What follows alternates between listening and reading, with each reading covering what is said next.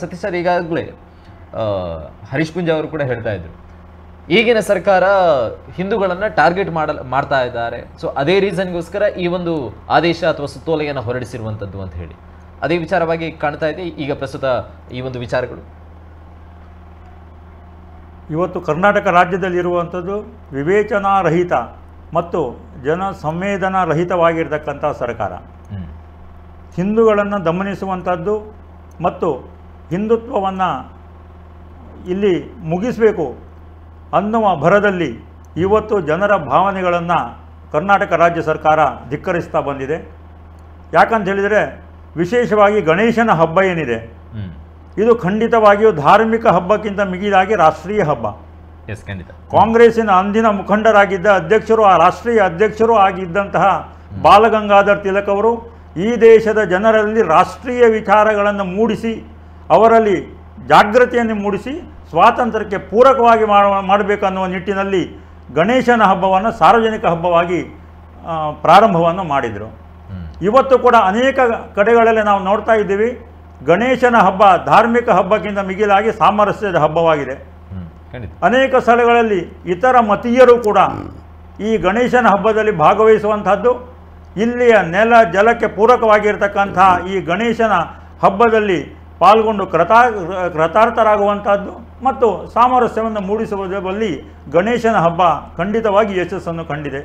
ಕಳೆದ ಮೂರುವರೆ ದಶಕಗಳಿಂದ ನಾನು ಒಂದು ಗಣೇಶೋತ್ಸವದಲ್ಲಿ ಪದಾಧಿಕಾರಿಯಾಗಿ ನಾನು ಕೆಲಸ ಕಾರ್ಯಗಳನ್ನು ಮಾಡ್ತಾಯಿದ್ದೆ. ನಮ್ಮ ಗಣೇಶೋತ್ಸವದಲ್ಲಿ ಪ್ರತಿ ಬಾರಿಯೂ ಕೂಡ ಕ್ರೈಸ್ತ ಮತೀಯ ಮುಖಂಡರುಗಳು ಭಾಗವಹಿಸುವಂಥದ್ದು, ನಮ್ಮೊಂದಿಗಿದ್ದು ನಮಗೆ ಶುಭ ಹಾರೈಸುವಂಥದ್ದು ಮತ್ತು ಅದೇ ರೀತಿ ನಾವುಗಳು ಕೂಡ ಅವರ ಕಾರ್ಯಕ್ರಮ ಭಾಗವಹಿಸುವಂಥದ್ದು, ಈ ರೀತಿಯಲ್ಲಿ ಸಾಮರಸ್ಯದ ಸಂಕೇತವಾಗಿ ಗಣೇಶನ ಹಬ್ಬವನ್ನು ಈ ಜಿಲ್ಲೆಯಲ್ಲಿ ನಾವು ಆಚರಣೆ ಮಾಡ್ತಾ ಇದ್ದೀವಿ.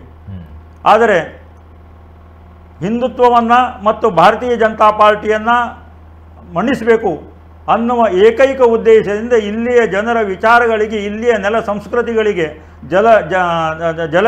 ಜಲಗಳಿಗೆ ವಿರುದ್ಧವಾಗಿರ್ತಕ್ಕಂಥ ನಿರ್ಣಯಗಳನ್ನು ಇವತ್ತು ಕರ್ನಾಟಕ ರಾಜ್ಯ ಸರ್ಕಾರ ಮಾಡ್ತಾ ಇದೆ.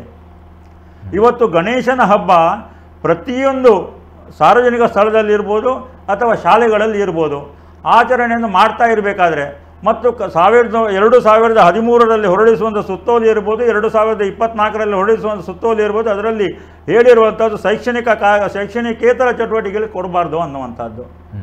ಆದರೆ ಗಣೇಶದ ಹಬ್ಬ ಏನು ಆಚರಣೆ ಮಾಡುವಂಥದ್ದು ಅಥವಾ ಮಕ್ಕಳಿಗೆ ಪ್ರಿಯವಾಗಿರ್ತಕ್ಕಂಥ ಕೃಷ್ಣಾಷ್ಟಮಿ ಹಬ್ಬ ಇರ್ಬೋದು, ಇದನ್ನು ಆಚರಣೆ ಮಾಡಬೇಕಾದ್ರೆ ಇವತ್ತಿನವರೆಗೆ ಜಿಲ್ಲೆಯ ಯಾವುದೇ ಶಾಲೆಗಳಲ್ಲಿ ಸಾಮರಸ್ಯವನ್ನು ಕದಡುವಂಥದ್ದು, ಜನತೆಯ ವಿರೋಧ ಬಂದಿರುವಂಥದ್ದು ನಾವು ಕಂಡಿಲ್ಲ. ಆದರೆ ಕರ್ನಾಟಕ ರಾಜ್ಯ ಸರ್ಕಾರ ಜನರ ಭಾವನೆಗಳಿಗೆ ವಿರುದ್ಧವಾಗಿದ್ದುಕೊಂಡು ಇವತ್ತು ಸುತ್ತೋಲೆಯನ್ನು ಹೊರಡಿಸಿದೆ. ಖಂಡಿತವಾಗಿಯೂ ಇಲ್ಲಿಯ ಜನತೆ ಇದನ್ನು ಧಿಕ್ಕರಿಸ್ತಾ ಇದೆ. ದಕ್ಷಿಣ ಕನ್ನಡ ಜಿಲ್ಲೆಯಾದ್ಯಂತ ಇರುವ ಅನುದಾನ ಸಹಿತ ಮತ್ತು ಅನುದಾನ ರಹಿತ ಹಾಗೂ ಸರ್ಕಾರಿ ಶಾಲೆಗಳಲ್ಲಿ ಗಣೇಶನ ಹಬ್ಬವನ್ನು ಶ್ರೀಕೃಷ್ಣ ಜನ್ಮಾಷ್ಟಮಿಯನ್ನು ಮಾಡಬಾರ್ದು, ಅದಕ್ಕೆ ಅನುಮತಿಯನ್ನು ನೀಡಬಾರ್ದು ಅನ್ನುವಂತಹ ಸುತ್ತೋಲೆ ಏನಿದೆ, ಇದನ್ನು ತಕ್ಷಣ ವಾಪಸ್ಸು ಪಡೆದುಕೊಳ್ಳದಿದ್ದಲ್ಲಿ ಮುಂದಿನ ದಿನಗಳಲ್ಲಿ ಈ ಜಿಲ್ಲೆಯಲ್ಲಿ ಶಾಂತಿ ಸುವ್ಯವಸ್ಥೆಗೆ ಸಮಸ್ಯೆ ಆಗುವಂಥದ್ದನ್ನು ಕೂಡ ನಾವು ಅಲ್ಲಗಳೆಯುವಂತಿಲ್ಲ. ಯಾಕಂದರೆ ಇಲ್ಲಿಯ ಜನತೆ ಈ ಹಬ್ಬವನ್ನು ಯಾವುದೇ ಕೋಮುಗೆ ಸಂಬಂಧಪಟ್ಟವರಿರ್ಬೋದು ಪ್ರತ್ಯಕ್ಷ ಭಾಗವಹಿಸುವಂಥದ್ದು ಮತ್ತು ಸಾಮರಸ್ಯ ಮೂಡಿಸುವಂಥ ನಾವು ಕಾಣ್ತಾ ಇದ್ದೀವಿ. ಆದ್ದರಿಂದ ಕೇವಲ ರಾಜಕೀಯ ಲಾಭದ ದೃಷ್ಟಿಯಿಂದ ಇನ್ಯಾರನ್ನೋ ಒಂದು ಸಂತೋಷಪಡಿಸಬೇಕನ್ನುವ ನಿಟ್ಟಿನಲ್ಲಿ ಏನು ಸುತ್ತೋಲೆ ಹೊರಡಿಸಿದರೆ ತಕ್ಷಣ ಕರ್ನಾಟಕ ರಾಜ್ಯ ಸರ್ಕಾರದಿಂದ ವಾಪಸ್ ಪಡೆಯಬೇಕು ಅಂತೇಳಿ ನಾವು ಆಗ್ರಹಪೂರ್ವಕವಾಗಿ ನಾನು ಕೇಳ್ಕೊಳ್ತಾ ಇದ್ದೀನಿ. ಈ ವಿಚಾರಕ್ಕೆ ಸಂಬಂಧಪಟ್ಟಂತೆ ಈಗ ಕಾಂಗ್ರೆಸ್ನವರು ಯಾರಾದರೂ ಈ ಕಾರ್ಯಕ್ರಮವನ್ನು ನೋಡ್ತಾ ಇದ್ರೆ ಅವರಿಗೂ ಕೂಡ ನೇರವಾದಂಥ ಪ್ರಶ್ನೆ ಮತ್ತು ಸಾಧ್ಯವಾದರೆ ದೂರವಾಣಿ ಸಂಪರ್ಕದಲ್ಲಾದರೂ ಇದಕ್ಕೊಂದು ಉತ್ತರವನ್ನು ನೀಡ್ರಿ. ದೇಶದಲ್ಲಿ ಗಣೇಶೋತ್ಸವವನ್ನು ಯಾಕೋಸ್ಕರ ಆಚರಣೆ ಮಾಡ್ತಾ ಇದ್ದಾರೆ ಅನ್ನುವಂತಹ ಪರಿಜ್ಞಾನ ಆದರೂ ಇದೆಯಾ ತಮಗೆ? ಬಾಲಗಂಗಾಧರ ತಿಲಕರು ದೇಶದಲ್ಲಿ ಸ್ವಾತಂತ್ರ್ಯ ಸಂದರ್ಭದಲ್ಲಿ ಯಾತಕ್ಕೋಸ್ಕರ ಗಣೇಶೋತ್ಸವವನ್ನು ಸಾರ್ವಜನಿಕ ಗಣೇಶೋತ್ಸವ ಅಂತ ಮಾಡಿದ್ರು? ಮಂದಿರದ ಒಳಗಿದ್ದಂತಹ ಗಣೇಶನನ್ನ ಬೀದಿಗೆ ತಂದ್ರಲ್ವಾ? ಯಾಕೋಸ್ಕರ? ಹಿಂದೂ ಮುಸ್ಲಿಂ ಅನ್ನುವಂತಹ ಭೇದ ಭಾವ ಆಗಿರಲಿ ಅಥವಾ ಕೋಮು ದ್ವೇಷಗಳು ಬೆಳೆಯದಿರಲಿ ಅಂತ ಹೇಳಿ. ಆದರೆ ತಮ್ಮ ಸರ್ಕಾರಗಳು ಶಾಲೆಯ ಒಳಗಡೆ, ಶಾಲೆಯ ಮೈದಾನದಲ್ಲಿ, ಶಾಲೆಯ ಆವರಣದಲ್ಲಿ ಗಣೇಶನನ್ನು ಕೂರಿಸಬಾರದು, ಅದಕ್ಕೆ ಅನುಮತಿಯನ್ನು ನೀಡೋದಿಲ್ಲ ಅನ್ನುವಂತಹ ಅಸಡ್ಡೆ ಉತ್ತರ ನೀಡ್ತಾ ಇದ್ದೀರಲ್ವಾ? ತಮ್ಮದೇ ಬಾಲಗಂಗಾಧರ ತಿಲಕರು ಯಾವ ಕಾರಣಕ್ಕೋಸ್ಕರ ಗಣೇಶನನ್ನ ಮನೆಯ ಒಳಗಿದ್ದಂತಹ ಅಥವಾ ದೇಗುಲದ ಒಳಗಿದ್ದಂತಹ ಗಣೇಶನನ್ನ ರಸ್ತೆಯಲ್ಲಿ ತಂದು ಇಟ್ಟರು? ಅದನ್ನು ಕೂಡ ನೆನಪಿಟ್ಕೊಳ್ಳಿ. ತಮ್ಮ ಹಿರಿಯರು ಏನು ಮಾಡಿದ್ರು ಅನ್ನುವಂಥದ್ದನ್ನು ಪ್ರಸ್ತುತ ಯಾವುದೇ ಕೋಮು ಘರ್ಷಣೆಗಿಲ್ಲದಂತಹ ಕರಾವಳಿಯಲ್ಲಿ ಮತ್ತೆ ಮತ್ತೆ ಹಣೆಪಟ್ಟಿಯನ್ನು ಕಟ್ಟಿ ಹೋಗ್ತಾ ಇದ್ದೀರಲ್ವಾ? ಇದಕ್ಕೆ ರಾಜ್ಯ ಸರ್ಕಾರ ಉತ್ತರವನ್ನು ನೀಡಬೇಕಾಗಿದೆ. ಏನೋ ಅಡ್ಡಗೋಡೆಯ ಮೇಲೆ ದೀಪ ಇಟ್ಟ ಥರ ಶೈಕ್ಷಣಿಕೇತರ ಚಟುವಟಿಕೆಗಳಿಗೆ ಅವಕಾಶ ಇಲ್ಲ, ನಾವೆಲ್ಲೂ ಕೂಡ ಗಣೇಶೋತ್ಸವ, ಕೃಷ್ಣ ಜನ್ಮಾಷ್ಟಮಿಗೆ ಅವಕಾಶವನ್ನು ಕೊಡೋದಿಲ್ಲ ಅನ್ನುವಂಥದ್ದನ್ನು ಎಲ್ಲೂ ಮೆನ್ಷನ್ ಮಾಡಿಲ್ಲ ಅನ್ನುವಂತಹ ಉತ್ತರವನ್ನು ನೀಡುವಂಥ ಬುದ್ಧಿಜೀವಿಗಳೇ, ಅದೇ ಗಣೇಶೋತ್ಸವ, ಕೃಷ್ಣ ಜನ್ಮಾಷ್ಟಮಿಯ ಪ್ರಯುಕ್ತ ಎಷ್ಟೋ ಶಾಲೆಗಳಿಗೆ ತೆರಳಿ ಅನುಮತಿಯನ್ನು ಕೇಳಿದಂಥ ಸಂದರ್ಭದಲ್ಲಿ ನಮ್ಮ DDP ಅವರು ಇದಕ್ಕೆ ಅವಕಾಶವನ್ನು ನೀಡಬೇಡಿ ಅಂತ ಹೇಳಿದ್ದಾರೆ ಅನ್ನುವಂಥ ಉತ್ತರಗಳು ಎಲ್ಲಿಂದ ಬರ್ತಾ ಇದೆ? ಸೊ ತಾವು ಹಿಂದಿನಿಂದ ನಿಂತು ಗುರಿಯನ್ನು ಹೊಡೆಯೋದನ್ನು ಬಿಟ್ಟುಬಿಡಿ. ಸಾಧ್ಯವಾದರೆ ಕರಾವಳಿಯಲ್ಲಿ ಗಣೇಶೋತ್ಸವ ಆಗಿರ್ಬೋದು ಅಥವಾ ಶಾರದೋತ್ಸವ ಆಗಿರ್ಬೋದು ಅಥವಾ ಶ್ರೀಕೃಷ್ಣ ಜನ್ಮಾಷ್ಟಮಿ ಆಗಿರ್ಬೋದು, ಇಡೀ ದೇಶದಲ್ಲಿ ಅತ್ಯಂತ ವಿಭಿನ್ನವಾಗಿ ನಡೆಯುವಂಥ ಒಂದು ಪ್ರದೇಶ, ಅದಕ್ಕೆ ಗೌರವವನ್ನು ನೀಡಿ. ಯಾವುದೋ ಒಂದು ಧರ್ಮಕ್ಕೆ ಸೀಮಿತವಾದಂತಹ ಹಬ್ಬ ಅಲ್ಲ. ಮತ್ತೊಂದು ಸಲ ಹೇಳ್ತಾ ಇದ್ವಿ, ಗಣೇಶೋತ್ಸವ ಅನ್ನುವಂಥದ್ದು ಯಾವುದೇ ಒಬ್ಬ ಹಿಂದೂ ಧರ್ಮಕ್ಕೆ ಅಥವಾ ಯಾವುದೇ ಒಂದು ಧರ್ಮಕ್ಕೆ ಸೀಮಿತವಾಗಿರುವಂಥ ಹಬ್ಬ ಅಲ್ಲ, ಅದು ಭಾರತದ ಸಂಸ್ಕೃತಿ. ಅದನ್ನು ತಳ್ಳಿ ಹಾಕೋದಕ್ಕೆ, ಅದನ್ನು ನಿಲ್ಲಿಸೋದಕ್ಕೆ ಮುಂದಾಗೋದಾದರೆ ಒಂದು ಸಲ ಅರ್ಥ ಮಾಡ್ಕೊಳ್ಳಿ, ಶಾಲೆ ಅನ್ನುವಂಥದ್ದು ವಿದ್ಯಾದೇಗುಲ, ಆ ವಿದ್ಯಾದೇಗುಲದಲ್ಲಿ ಸರಸ್ವತಿಯ ಪೂಜೆಗೆ ಅವಕಾಶ ಇಲ್ಲ ಅನ್ನುವಂತಹ ವಿಚಾರವನ್ನು ತಾವು ಮುಂದೆ ಇಡ್ತಾ ಇದ್ದೀರಲ್ವಾ? ವಿದ್ಯೆಗೆ ಅಧಿಪತಿ ಯಾರು ಅನ್ನುವಂಥದ್ದನ್ನು ಮೊದಲಾಗಿ ತಿಳ್ಕೊಳ್ಳಿ, ವಿದ್ಯೆಗೆ ಅವಕಾಶ ಎಲ್ಲಿಂದ ಅನ್ನುವಂಥದ್ದು ತಿಳ್ಕೊಳ್ಳಿ, ಆ ವಿದ್ಯೆ ಪ್ರಾರಂಭ ಆಗುವಂಥದ್ದು ಯಾವ ಮೂಷಿಕ ವಾಹನದಿಂದ ಅನ್ನುವಂಥದ್ದನ್ನು ಕೂಡ ಕಾಂಗ್ರೆಸ್ ಪ್ರಮುಖವಾಗಿ ತಿಳ್ಕೊಳ್ಬೇಕಪ್ಪ. ಯಾವುದೇ ನಾಚಿಕೆ ಇಲ್ಲದೆ ಇವತ್ತಿನ ಕಾರ್ಯಕ್ರಮದಲ್ಲಿ ಭಾಗವಹಿಸ್ತಾ ಇಲ್ಲ. It's okay. ಒಂದು ದೂರವಾಣಿ ಕರೆ ಇದೆ. ಹಲೋ ಹಲೋ ಹಲೋ, ಎಸ್ ಹೇಳಿ ಸರ್. ಈ ಬಾಬರ್ ಮಾನಸಿಕತೆಯ ಮುಂದುವರಿದ ಭಾಗ ಅಂತ ಕಾಣಿಸ್ತದೆ. ಈ ತುಘಲಕ್ ದರ್ಬಾರ್ ಇದೆಯಲ್ಲ, ಅದೇ ರೀತಿ ಸರ್ಕಾರ ಮಾಡ್ತಾ ಇದೆ. ಭಾರತೀಯರ ಧಾರ್ಮಿಕ ಭಾವನೆಗಳೊಂದಿಗೆ ಸರ್ಕಾರ ಚೆಲ್ಲಾಟ ಆಡ್ತಾ ಇದೆ ಅಂತ ಕಾಣ್ತಾ ಇದೆ. ಗಣೇಶ ಅಂದ್ರೆ ರಾಷ್ಟ್ರೀಯವಾದ್ಯವ ಆತ.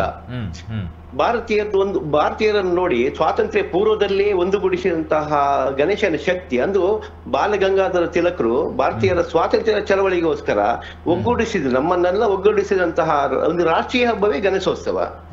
ಇದನ್ನು ಒಂದು ಕಪ್ಪು ಕನ್ನಡಕ್ಕೆ ಹಾಕೊಂಡು ಎಲ್ಲವೂ ಹೇಳ್ತಾರಲ್ಲ, ಕಾಮಲ ಕಣ್ಣಿಗೆ ಎಲ್ಲವೂ ಹಳದಿ ಕಾಣ್ತಾ ಇರುತ್ತೆ. ಹಾಗೆ ಆಗ್ತಾ ಇದೆ ಈ ಪರಿಸ್ಥಿತಿ. ಇನ್ನೊಂದು ನೋಡಿ, ಈಗ ಇವರಿಷ್ಟೆಲ್ಲ ಹೇಳ್ತಾರಲ್ವಾ, ನೋಡಿ ನಮ್ಮ ಈಗ ಒಲ್ಲದ ಗಂಡನಿಗೆ ಮೊಸರಲ್ಲೂ ಕಲ್ಲು ಹುಡುಕಿದ ಅಂತ ಹೇಳ್ತಾರಲ್ಲ, ಅದೇ ರೀತಿ ಆಗ್ತಾ ಇದೆ. ಇದು ಒಂದು ರೀತಿಯಲ್ಲಿ. ಹಲೋ, ಹೇಳಿ ಸರ್. ನೋಡಿ, ಇಷ್ಟವರೆಗೆ ಕರ್ನಾಟಕವನ್ನು ಆಡಳಿತ ಮಾಡಿದಂತೆ ಯಾವುದೇ ಒಂದು ಸರ್ಕಾರಕ್ಕಾಗ್ಲಿ ಈ ದುಷ್ಟ ಯೋಚನೆ ಬರಲಿಲ್ಲ. ಸಡನ್ ಆಗಿ ಈ ಐಡಿಯಾ ಕೊಟ್ಟ ಮಹಾನುಭಾವ ಯಾರು, ಆ ಮಹಾತ್ಮ ಯಾರು ಅಂತ ಅವರಿಗೆ ಗೊತ್ತಿರಬಹುದು. ನೋಡಿ, ಈಗ ಸಾರ್ವಜನಿಕ ಹಬ್ಬ ಹರಿದಿನಗಳನ್ನು ಆಚರಿಸುವುದುಂಟಲ್ಲ, ಅದು ಆವಾಗ ಸಂಸ್ಕೃತಿ ಸಾಮರಸ್ಯಕ್ಕೆ ಯಾವುದೇ ಧಕ್ಕೆ ಬರ್ತಾ ಇಲ್ಲ, ಇಷ್ಟವರೆಗೆ ಬರ್ಲಿಲ್ಲ. ಇವರಿಗೆ ಆ ಯೋಚನೆ ಕೊಟ್ಟವರು ಯಾರು ಅಂತ ಗೊತ್ತಾಗ್ತಾ ಇಲ್ಲ ಅಲ್ವಾ? ಯಾಕೋಸ್ಕರ ನೋಡಿ, ಆಟದ ಮೈದಾನ, ಈಗ ಶಾಲೆ ಏನಾಗಿದೆ ಅಂದ್ರೆ ಎಷ್ಟೋ ಜನರು ಶಾಲೆ ದಾನದ ರೂಪದಲ್ಲಿ ಊರಿನವರು ಕೊಟ್ಟದ್ದುಂಟು ಮೈದಾನವನ್ನೆಲ್ಲ. ಹಾಗಾದ್ರೆ ಅದಕ್ಕೆಲ್ಲ ಏನು ಸುತ್ತಲು ಹೊರಡಿಸ್ತಾರೆ ಇವರು? ಯಾವುದೊಂದು ಇದು ಹಿಂದೂ ಸಮಾಜವನ್ನು ಒಂದು ಏನ್ ಮಾಡ್ತಾರೆ, ತುಳಿಬೇಕು ಅನ್ನೋ ಒಂದು ಮನೋಭಾವನೆಯಿಂದ ಹೋಗ್ತಾ ಇದ್ದಾರೆ. ಯಾಕೆ ಅಂತ ಗೊತ್ತಿಲ್ಲ, ಅಥವಾ ಯಾರನ್ನು ಮೆಚ್ಚಿಸಲಿಕ್ಕೋಸ್ಕರ ಈ ಕೆಲಸ ಮಾಡ್ತಿದ್ದಾರ? ಇದರಲ್ಲಿ ನೋಡಿ ಎಷ್ಟೋ ಸಮಸ್ಯೆಗಳು ಕರ್ನಾಟಕದಲ್ಲಿ ಇದೆ. ಅದರ ಬಗ್ಗೆ ಇದು ಮಾಡೋದಕ್ಕಿಂತ ಈ ಚಿಕ್ಕ ಚಿಕ್ಕ ವಿಷಯವನ್ನು ಇದು ಮಾಡಿಕೊಂಡು ಆ ಬ್ರಿಟಿಷರು ಒಡೆದು ಆಳುವ ನೀತಿಯನ್ನು ಮಾಡ್ತಾ ಇದ್ರಲ್ಲ, ಅದೇ ರೀತಿ ಇದನ್ನು ಮುಂದುವರಿದ ಭಾಗವಾಗಿ ಇವರು ಮಾಡ್ತಾ ಇದ್ದಾರೆ ಅಂತ ಕಾಣ್ತದೆ. ಯಾಕೆ ಇದೆಲ್ಲ ಮೈಗೆ ಎಳ್ಕೊಳ್ಬೇಕು ಇವನ್ನೆಲ್ಲ? ಹೌದಲ್ವಾ?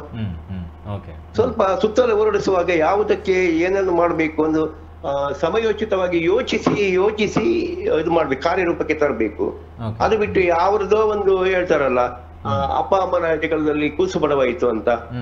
ಈಗ ಗಣೇಶೋತ್ಸವ ಅನ್ನೋದು ಸ್ವಾತಂತ್ರ್ಯ ಪೂರ್ವದ ಬಾಲಗಂಗಾಧರ ತಿಲಕರ ಕನಸು, ಅದು ರಾಷ್ಟ್ರೀಯ ಹಬ್ಬ, ರಾಷ್ಟ್ರೀಯವಾಗಿ ನೋಡ್ಲಿ. ಅದೇ ನಾನು ಹೇಳಿದಲ್ಲ, ಸಾಲ ಇಲ್ಲದಿದ್ರೆ ಶಾಲಾ ಮೈದಾನದಲ್ಲಿ ಮಾಡ್ತಾರೆ.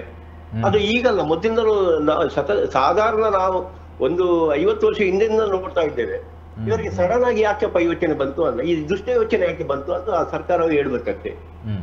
ಖಂಡಿತ. Okay thank you sir. Yes Jiten sir, ಈಗಾಗಲೇ ಅನುದಾನ ರಹಿತ ಶಾಲೆಗಳಲ್ಲೂ ಕೂಡ ಇಂಥ ಕಾರ್ಯಕ್ರಮಗಳಿಗೆ ಅವಕಾಶ ಇಲ್ಲ ಅನ್ನುವಂತಹ ಸುತ್ತೋಲೆಗಳು ಬಂದಿದೆ. ಅನುದಾನ ರಹಿತ ಶಾಲೆಗಳು ನಡೀತಾ ಇರುವಂಥದ್ದೇ ಸ್ಥಳೀಯ ಸಂಘ ಸಂಸ್ಥೆಗಳಿಂದಲೋ ಅಥವಾ ಅಕ್ಕಪಕ್ಕದಲ್ಲಿರುವಂಥ ಉದಾರ ದಾನಿಗಳಿಂದಲೋ ನಡೀತಾ ಇರುವಂಥದ್ದು. ಅಲ್ಲಿಯೂ ಕೂಡ ಅವರಿಗೆ ಒಂದು ಅವಕಾಶ ಇಲ್ವಾ? ಅದಕ್ಕೂ ಹೆಚ್ಚಾಗಿ ನೋಡೋದಾದರೆ ಅನುದಾನ ರಹಿತ ಶಾಲೆಗಳಿಗೆ ಭೂಮಿಯನ್ನು ಕೊಟ್ಟಿರುವಂಥದ್ದು ಎಷ್ಟು ಸಂಘ ಸಂಸ್ಥೆನೋ ದೇಗುಲಗಳಾಗಿರುತ್ತೆ. ಇಂಥ ಸಂಸ್ಥೆಗಳಲ್ಲೂ ಕೂಡ ಈಗಾಗಲೇ ಅವಕಾಶ ಇಲ್ಲ ಅನ್ನುವಂಥ ಸುತ್ತೋಲೆ ಇದೆ. ಶಿಕ್ಷಣದ ವಿಚಾರದ ಬಗ್ಗೆ ಅವರಿಗೆ ಸಂಪೂರ್ಣ ರೈಟ್ ಇದೆ. ಈಗ ಮೈದಾನದಲ್ಲಿ ಶಾಲೆ ಮಕ್ಕಳು ಆಡ್ತಾರೆ, ಮಕ್ಕಳಿಗೆ ಆಡಲಿಕ್ಕೆ ಬಿಟ್ಟಿದ್ದಾರೆ. ಮೈದಾನದಲ್ಲಿ ಇವರು ಹೇಳಿದರು ಅದು ಇವರ ಯಾವುದೇ ಇದರಲ್ಲಿ ಬರುವುದಿಲ್ಲ, ಅಂದರೆ ಖಾಸಗಿ ಹೆಸರಲ್ಲಿದ್ದರೆ ಏನು ಮಾಡಲಿಕ್ಕೆ ಆಗೋದಿಲ್ಲ ಇವರಿಗೆ. ಆದರೆ ಅದರಲ್ಲೂ ಒಂದುಂಟು, ಸರ್ಕಾರಿ ಖಾಸಗಿ ಜಾಗದಲ್ಲೂ ಕೂಡ ಸಾರ್ವಜನಿಕವಾಗಿ ಆಚರಣೆ ಮಾಡೋದಾದರೆ ಪೊಲೀಸ್ ಇಲಾಖೆ ಇದನ್ನೆಲ್ಲ ಅನುಮತಿ ಅಂದರೆ ಏನು ಮಾಡಿದರೂ ಆಗೋದಿಲ್ಲ ಅಂತ ಕೇಳೋದಿಲ್ಲ. ನಾವು ಮಾಡ್ತೇವೆ ಅಂತ ಹೇಳಲಿಕ್ಕೆ ಸರ್ಕಾರ ಅಲ್ಟಿಮೇಟ್ ನಮ್ಮ ಜಾಗ ಸಹಿತ ನೀವು ಸೂಕ್ಷ್ಮವಾಗಿ ಎಲ್ಲ ಹೇಳಿದರೆ ನಮ್ಮ ಏನ್ಸಿಸ್ಟರಲ್ ಪ್ರಾಪರ್ಟಿ ಬಿದ್ರಾರ್ಜಿ ಜಾಸ್ತಿ ಅದು ಇದು ಅಂತ ಹೇಳಿದ್ರು, ಕೊನೆಯದಾಗಿ ಹಕ್ಕನ್ನು ನಾವು ಅದನ್ನು ಅನುಭವಿಸಲಿಕ್ಕೆ ಮಾತ್ರ ಇರುವಂಥದ್ದು. ಕೊನೆಯ ಹಕ್ಕು ಅವರಿಗೆ, ಏನು ಭಾರತದ ಸರ್ಕಾರಕ್ಕೆ. ಅದೇ ರೀತಿ ಹಾಗಾಗಿ ನಾವು ಏನೇ ಗಲಾಟೆ ಮಾಡಿ ಏನೋ ಇದು ಮಾಡಿದ್ರು ಪ್ರಭುತ್ವದ ಜೊತೆ ಕಾನೂನು ಪ್ರಕಾರ ಎಲ್ಲ ನಿಯಮಗಳ ಅವ್ರು ಕೊಟ್ಟದ್ದು ಏನಾದರೂ ಸೂಚನೆ ಆದೇಶ ಅದನ್ನೆಲ್ಲ ಪಾಲಿಸಬೇಕಾಗ್ತದೆ. ಆದರೆ ಆ ರೀತಿಯ ಕಾನೂನುಗಳನ್ನು ಪ್ರಕೃತಿಗೆ ಸೃಷ್ಟಿಗೆ ಇಲ್ಲಿ ಆಚರಣೆಗಳಿಗೆ ವಿರುದ್ಧವಾಗಿ ಆಗ್ತಾ ಇದೆ ಅಂತಾದರೆ ಆ ಕಾನೂನುಗಳನ್ನು ಸರಿಪಡಿಸಬೇಕಾದದ್ದು ಜನಪ್ರತಿನಿಧಿಗಳ ಕರ್ತವ್ಯ. ಆದರೆ ಆ ಜನಪ್ರತಿನಿಧಿಗಳನ್ನು ಆಯ್ಕೆ ಮಾಡೋದು ಸರಿಯಾದದ್ದನ್ನು ನಮ್ಮ ಕರ್ತವ್ಯ. ಕೊನೆಗೂ ನಮಗೆ ಬರುವಂಥದ್ದು.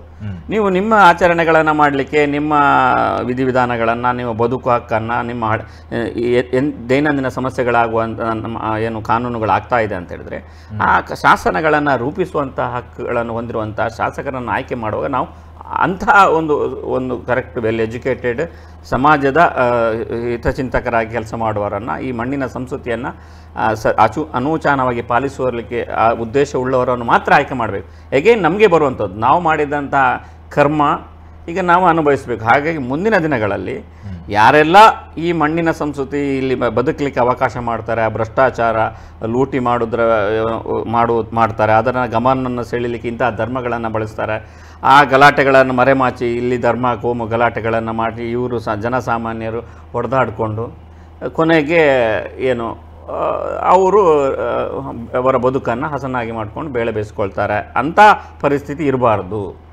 ಹಾಗಾಗಿ ಧರ್ಮಗಳು ಕೇವಲ ಆಚರಣೆಗಳಿಗೆ ಅಷ್ಟೇ. ನಮ್ಮ ಧರ್ಮ ಆಚರಣೆಗಳನ್ನು ಈ ಕಾನೂನು ಪಾಲಿಸುವಾಗ ಕಾನೂನು ರೂಪಿಸಬೇಕು. ಆ್ಯಕ್ಚುಲಿ ಇವರು ಅದನ್ನು ಹಿಡ್ಕೊಂಡು ಕಾನೂನು ಮಾಡದೆ ನಮ್ಮನ್ನು ಆರಿಸಿ ನಾವು ಮಾಡ್ತೇವೆ ಅಂತ ಹೇಳುವಂಥದ್ದು ಅದು ಏನು ಚುನಾವಣಾ ವಿಷಯಗಳಾಗಿರಬಾರ್ದು. ಚುನಾವಣಾ ವಿಷಯಗಳು ಏನಾಗಿರ್ಬೇಕು ಹೇಳಿದರೆ, ನಿಮಗೆ ಒಳ್ಳೆಯ ಆಡಳಿತವನ್ನು ಕೊಡ್ತೇವೆ, ನಿಮಗೆ ಒಳ್ಳೆಯ ಏನು ಬದುಕಲಿಕ್ಕೆ ಹಣಕಾಸಿನ ವ್ಯವಸ್ಥೆಗಳು ಅಥವಾ ಉದ್ಯೋಗ ಇತ್ಯಾದಿ ಮೂಲಸೌಕರ್ಯ ಮೂಲಭೂತ ಅವಶ್ಯಕತೆಗಳು ಇಂಥದ್ದು ವಿಚಾರಗಳು ಆಡಳಿತ ಮತ್ತು ಅಡ್ಮಿನಿಸ್ಟ್ರೇಷನ್ ರಾಜಕಾರಣದಲ್ಲಿ ಬರಬೇಕು. ಇದು ಏನಾಗಿದೆ ಅಂತ ಹೇಳಿದರೆ, ಇಲ್ಲಿ ಧರ್ಮ ಎನ್ನುವಂಥದ್ದು ಸರಿಯಾಗಿ ಅದಕ್ಕೆ ಕಾನೂನು ರೂಪಿತಗೊಳ್ಳದೆ ಅದನ್ನು ಹೇಗೂ ಬೇಕೋ ಹಾಗೆ ಇಲ್ಲಿ ಆಚರಣೆಗಳ ಮೇಲೆ ಹೇರುವ ಮೂಲಕ ಕಾನೂನನ್ನು ಕಷ್ಟ ಆದಾಗ ನಮ್ಮ ಧರ್ಮ ಉಳಿಸಲಿಕ್ಕೋಸ್ಕರ ನಾವು ಇವರಿಗೆ ಓಟ್ ಹಾಕಬೇಕು, ಅವರು ಬಂದರೆ ಹಾಗಾಗ್ತದೆ ಅಂತ ಅಂತಹ ಒಂದು ರೀತಿಯಾದಂಥ ಒಂದು ಹೆದರಿಕೆಗಳು ಜನರಲ್ಲಿ ಇರುವುದರಿಂದ ಅತ್ಲಾಗೆ ಆಡಳಿತವೂ ಆಗೋದಿಲ್ಲ, ಇತ್ಲಾಗೆ ಧಾರ್ಮಿಕ ಆಚರಣೆ ಸಾಂಸ್ಕೃತಿಕ ಆಚರಣೆಗಳು ಇವುಗಳು ಆಗದಂಥ ಒಂದು ಪರಿಸ್ಥಿತಿಯ ಒಂದು ಘಟ್ಟಕ್ಕೆ ತಲುಪಿದ್ದೇವೆ. ಹೀಗಾಗಿ ಜನರೇ ಇದಕ್ಕೆ ಮದ್ದನ್ನು ಅರಿಬೇಕು. ಓಕೆ, ನಮ್ಮ TV the pulse of coastal Karnataka.